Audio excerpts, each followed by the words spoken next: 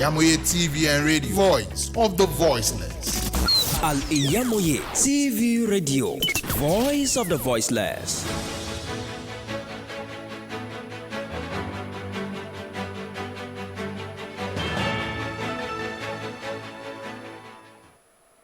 This is the world news on Al-IyamoyeTv and radio. I am Ibrahim Onigbinde. Here are the top stories. Federal government gives road contractors 14-day ultimatum to return to site. NECO releases 2023 results, says 61% candidates passed. In business, reps to investigate US of dollars as Lego tender in Nigeria. On the foreign scene, Afghanistan hit by second earthquake in days.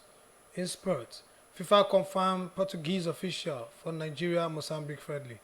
Details of these and more coming up shortly.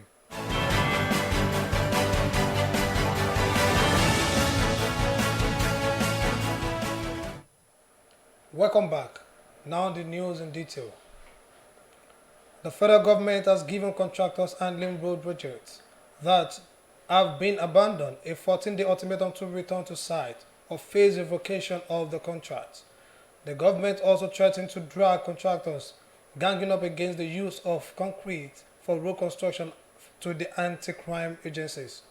The Minister of Works, Dave Umahi, disclosed this on Tuesday after meeting behind closed door with President Bola Tinubu at the Presidential Villa, Abuja. Briefing State House correspondent after the meeting, Umahi, who vowed not to succumb to the gang-up and blackmail from contractors and SME staff of the ministry, said President Tinubu had given him the support for the use of concrete in reinforcements. The Senate on Tuesday commenced the process of amending the National Social Investment Program Agency Act of 2023. The bill, which was introduced by Senator Okoyemi Bamidele, seeks to relocate the agency from the Ministry of Humanitarian Affairs and Poverty Alleviation to the presidency. The Senate leader said the bill will now be directly under the right supervision of the president, explaining its significance to the poverty alleviation and social inclusion. Senator Bamidele said the proposed amendment to the Act is to ensure that the social investment program are standard, transparent, effective, and accountable. The National Examination Council (NECO) has released the 2023 Senior School Certificate Examination (SSCE) internal results. And the press briefing in Mina on Tuesday, NECO's registrar, Professor Dantani Ushishi, said the result summary shows that 61.6% scored 5 credits, including English and mathematics. The number of candidates who sat for the exams was 1,196,985. The Examination Council disclosed that 93 schools were found to be involved in mass cheating, while 52 supervisors were recommended for blacklisting due to poor supervision, aiding and abetting during the examinations. The Independent National Electoral Commission (INEC) says 5.4 million naira are expected votes in the upcoming off-cycle election in Bayelsa, Imo, and Kogi State. In a statement on Tuesday, the Commission said soft copies of the complete register of voters for each state will be presented to the political parties participating in the election on Thursday. INEC also said it has finalized preparation for the mock accreditation of voters in the 3 states to test run the bimodal voter accreditation system (BVAS) and upload of polling units results to the INEC result viewing portal. The election are scheduled to hold on November 11. The Ogun Police Command says its officers have arrested 124 suspected criminals over various offenses within the last 3 months. The Commissioner of Police in the state, Abiodun Alamutu, stated this on Tuesday while parading the suspect of the command headquarters. He said the command achieved the feat in collaboration with other sister security agencies in the state. Alamutu also stated that there has been a remarkable decline in the rate of crime cases in the past 3 months in the state. Governor of Lagos State Babajide Sanwo-Olu has written to the State House of Assembly seeking approval to ordered the sum of 234 billion naira for the 2023 budget of 1.768 trillion naira. Governor Sanwo-Olu said the reordering will enable the government to focus more on capital expenditure and palliative to cushion the effect of the current economic challenges faced by residents of the state. The governor noted that the 2023 budget had been partially implemented, adding that as of June 30, it had 76% overall performance.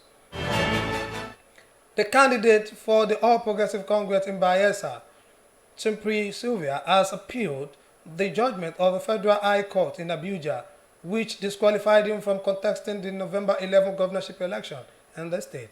The former Minister of State for Petroleum Resources in a notice of appeal filed on Tuesday faulted the judgment and urged the appellate court to set it aside and uphold his nomination. Justice Donatus Okoronkwo had held that Sylvia had been sworn in twice and ruled for 5 years as governor of Bayelsa State would breach the 1999 constitution if allowed to contest again.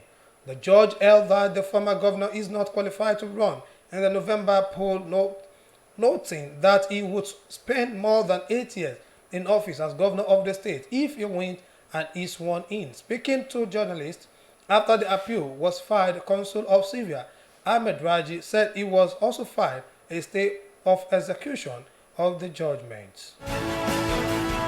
Governors from the Northwest have resolved to work together to address the challenge of insecurity and improve agriculture in the region. The governor mailed the resolution during a strategic meeting held on Tuesday at the Katsina State Government House. The meeting was attended by Governor of Katsina, Diko Rada, Abba Yusuf of Kano, Dauda Lawal of Zamfara, Kauran Gwangudu of Kebbi, Ahmad Aliyu of Sokoto, and Deputy Governor of Jigawa State, Aminu Usman.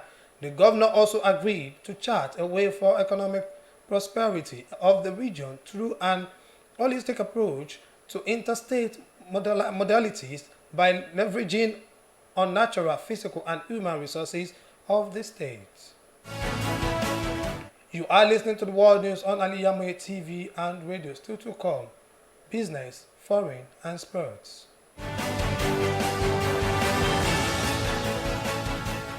In business and economy news, the House of Representatives has asked the Central Bank of Nigeria to address recurring depreciation of the naira against the dollar. The lower legislative chamber passed the resolution during the plenary session on Tuesday after the adoption of a motion sponsored by a lawmaker through Bauchi State, Ismaila Haruna Dabo. The House also resolved to investigate the alleged use of US dollar and other foreign currencies as legal tender for domestic transactions in the country. The naira has consistently experienced variation in value ever since the CBN introduced the currency float policy, which now permits market forces to determine exchange rates. On the foreign scene, the United States has formally declared the hosting of Nigeria's democratically elected president, Muhammad Bazoum a coup d'etat. This is coming more than 2 months after military soldiers seized power in the West African nation. According to senior administration officer, the U.S. was taking action after exhausting all avenues to preserve constitutional order in Niger Republic. The coup designation comes with the suspension of the counter-terrorism assistance and military training, as well as the pausing of certain foreign assistance program worth hundreds of millions of dollars. A second large earthquake has hit Afghanistan just days after a 6.3 magnitude quake in the same region killed more than 1,000 people. The latest quake of the same magnitude struck at around 5:10 local time on Wednesday.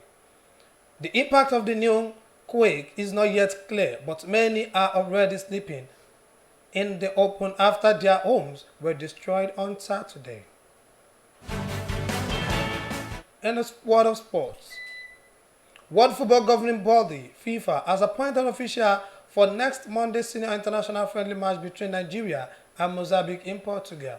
Portuguese official Miguel Nogueira will serve as the match referee and will be assisted by compatriot Paulo Braz, Anna Lloyd, and Bruno Vieira. The encounter between the Super Eagles of the Nigeria and Nebas of Mozambique will take place at the Estadio Municipal de Portimao on October 16 and will start at 4 p.m. Portuguese and Nigerian time. Meanwhile, the Super Eagles are expected to play the Green Falcons of Saudi Arabia on Friday in another friendly match. Former Belgium national captain Eden Hazard has announced his retirement from professional football at the age of 32. Former Chelsea winger broke the news on Instagram on Tuesday. Hazard had been playing with injury since his move to Spanish giant Real Madrid from Chelsea in 2019 and earlier this year released by the club. Hazard is best playing career at Chelsea, scoring 110 goals in 352 appearances. The Belgian won 2 English Premier League titles, 2 Europa League silverware, and 1 FA Cup with the London club. To end the world news, a quick recap of the major stories. The told the federal government gave road contractors 14 days ultimatum to return to site. NECO released 2023 result with 61% candidate passed. In business, reps to investigate use of dollars as legal tender in Nigeria. On the foreign scene, Afghanistan hit by second earthquake in days. In world of sport, we told the FIFA confirmed Portuguese official for Nigeria-Mozambique friendly. The news was edited and produced by Abidat Stawi. For more news and updates, you can follow us on all our social media. On Facebook, www.facebook.com/Al-IyamoyeTv and radio. On X, formerly Twitter, at Al-IyamoyeTV, and on Instagram at Al-IyamoyeTV, Al-IyamoyeTV. You can also stream live by logging to our website www.Al-IyamoyeTVradio.com. Thank you for listening to the World News. I am Ibrahim Onigbinde.